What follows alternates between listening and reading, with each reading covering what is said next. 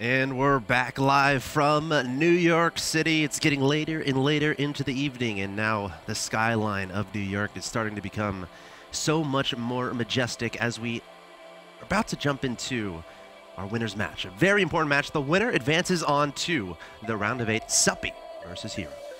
Oh man, Suppy versus Hero is an awesome matchup to have the pleasure to cast.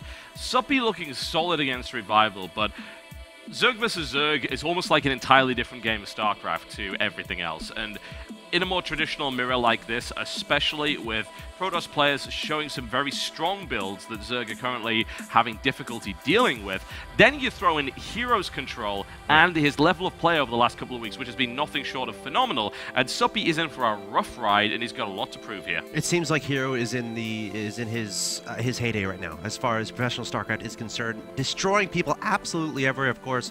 For those of you guys just now joining us, let's take a look at what has happened so far. Of course, match one of the night, we saw Scarlet versus Hero. Hero taking a convincing 2-0 over the Canadian Zerg player. And then, of course, we just had Suppy take out Revival in a very stressful, very intense best of 3, 2-1. So now we're going to have Hero versus Suppy in the winner's final. Of course, the match after this will be the losers match between Scarlet and Revival, where the loser will fall down to the Challenger League. Of course, the winner of the losers match will play the loser of the winner's match, and the result of that match will also advance to the round of 8.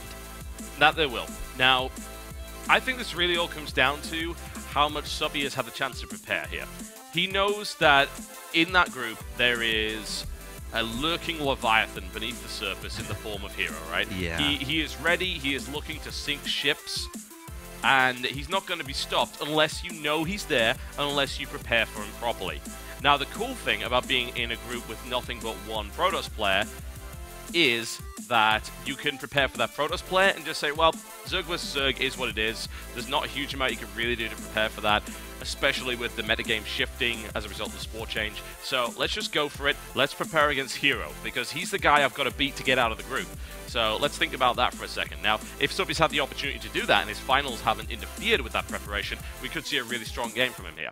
If he's got to simply go down to, you know, how talented he is as a player, it's going to be tough, because Hero's that good.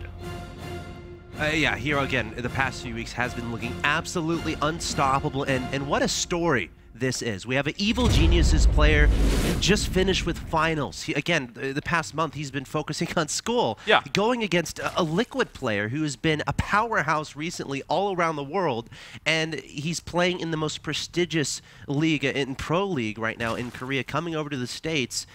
You know, it's USA versus Korea. Call it what you want. Definitely set up for a fantastic winner's match here. Yeah. I'm really looking forward to this one. It's going to be really fun indeed. Now, I have to wonder if this guy down to the southeast position has what it takes to bring down a Titan in the red trunks, playing Zerg to the southeast. It is Evil Genius's Suppy versus his opponent to the northwest position. Absolute monster of Pro League, a monster of Ace of Team Story Cup, and every league that he tends to get into. This guy doesn't know the meaning of slump. To the northwest position, playing Protoss in the blue trunks, he is Liquid Hero. Now, this game 1 is going to be very, very important for obviously both of these two players, especially considering Hero, a lot of people who know his history, he's very emotional when he plays StarCraft 2, and if he loses a game, he really takes it. You know, he takes it hard.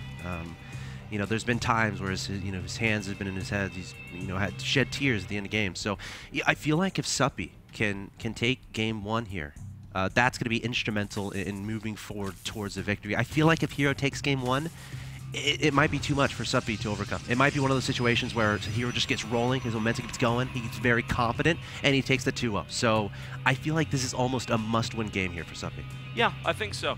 And it's not the kind of thing that Hero's really had a huge opportunity to work on either. If you think about what Hero's been doing, what he's been tasked to do, a lot of people like to hype the influence of Coach Park, who has really done a great job in turning the fortunes of Evil Genius's Team Liquid around in Pro League, but they're still struggling. They're still very much in a position where they probably won't reach the playoffs. And they're also in a format where the idea of playing a bunch of games and having a series mindset is actually not relevant.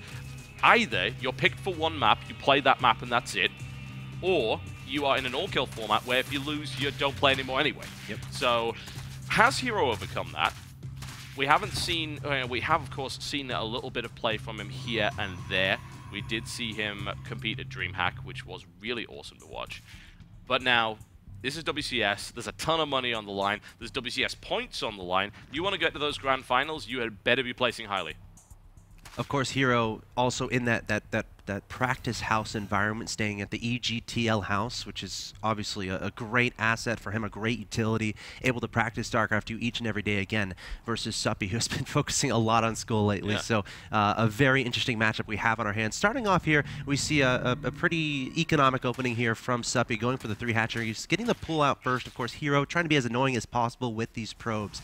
And the map is going to be Aquilon Waste. And this is a very interesting map in that it's more of a macro-focused map. There's a lot of comfortable expansions to take. It's not too difficult at all to hold 3 bases. You got these entrances to your 3rd or your potential 4th up there. You got plenty of space to work with, a decently sized rust distance. But there are a good amount of spots that probes can be a little bit annoying and hide pylons here and there, and that's something we saw Hero do to great effect against Scarlet in the first match of the night. So, you know, I'm going to be watching out for these probes of Hero. He can get a pylon across the map and try to get some gateway aggression going, and if it does too much damage, that could be a terrible thing for the Zerg players. So we'll definitely keep an eye on that. It certainly can. I'm interested to see what he does after the Cyber Core. When you go for this opening, what comes after that is the most interesting thing.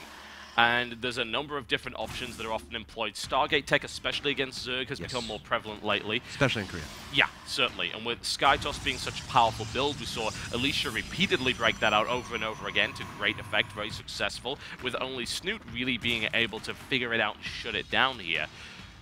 I am really interested to see where it goes, but there is a +1 upgrade coming in, which generally indicates that there isn't going to be a Stargate. There's going to be some gateway pressure on +1. Now, there is a pylon going down, but of course it is not in a fantastic position. This is not the sneaky probe coming across the map.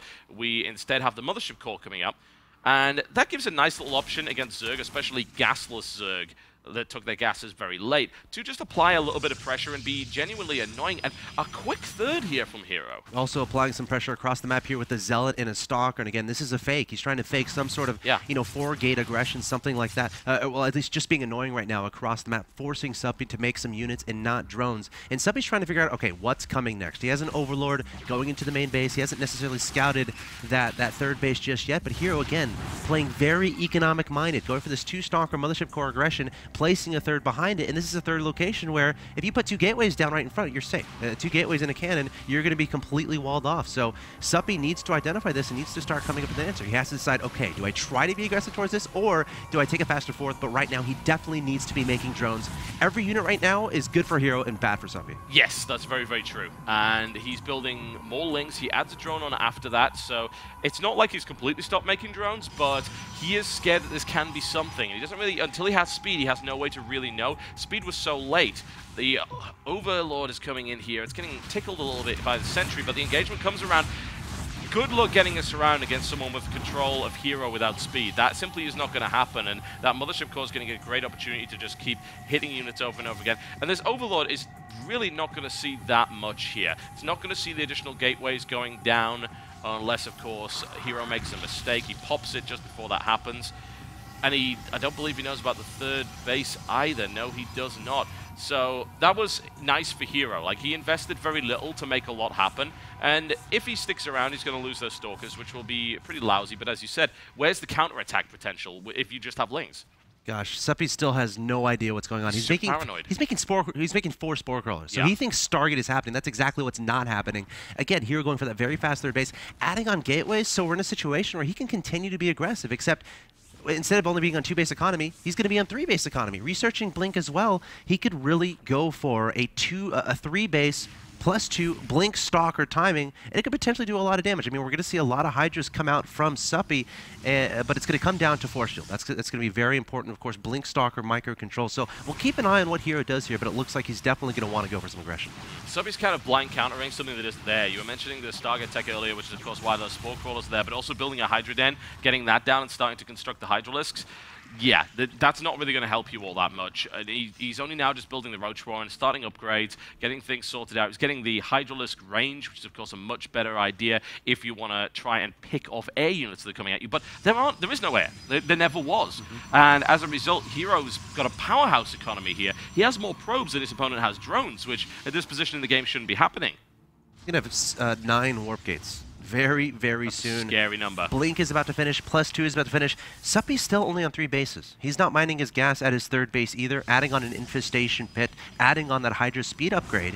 And while Hydras are good against Stalkers, again, with Hero's control, as long as he can just keep isolating Suppy, keep him on 3 bases, and you know, not lose too many Stalkers, have good force fields, he can keep those Stalkers alive for a long time. And Suppy's going to have a very difficult time engaging this. Look at the supply, 115 to 96 in favor of Hero already. This is due to that fast 3rd base, and Suppy unable to recognize that. Yeah, that's a pretty cool situation here for Hero to be in. If Suppy can hold this, he will have a decent composition. If he gets Roach Hydra with the upgrades that he needs. Against Gateway, that works pretty well. That is a beautiful move by Hero. Not absolutely a good start. Wonderful. The force field placement, absolutely perfect. All the Hydralisks picked off here. I don't believe, yeah, 1 Stalker goes down for Hero in trade for about 7 Hydras. That was absolutely phenomenal. More Stalkers are coming in now. This could outright kill Suppy, but he does have a lot of units coming in, but he GG's right there. Yeah. And everything went completely wrong from the very start there for Suppy. He got... It was very much a build order loss in the sense that he blank counted a build order that wasn't happening. He ended up being baited by Hero's trickery at the front there, saying, I'm going to attack you, I'm going to attack you. What have I got? You don't know, you can't see. You didn't take gas, so you can't get behind me with speedlings. You can't scout, you can't do anything. And so at that point, you've got to just roll the dice and say, well, I think he's doing this, so let me build some tech and let me build some units here. But with the 3rd base up, yeah, that was not even close. Yeah, very one-sided. You know, that build from Hero, designed for axelav. That build is absolutely designed for that map. Great play from him. Now, an interesting decision that Suppy made was he had that Overlord that he sent into his opponent's main base. That's also an Overlord that can spot a potential 3rd. Yes, it can. So if he had that Overlord a little bit closer to the 3rd base and just waited a little bit for that timing when that 3rd normally goes down, he could have seen that 3rd one up, and that game would have been completely different. But instead, he decided to send his Overlord into his opponent's main base, and he saw nothing. He only saw a pylon in his opponent's mineral line, so he had absolutely no idea what's going on. Great play there from Hero, and Hero's going to take the 1-0 advantage in this best of 3s. Guys, stay tuned. The next game is getting set up. We'll be back with more WCS America round of 16. Hero is 1 win away from advancing to the round of 8. Stay tuned.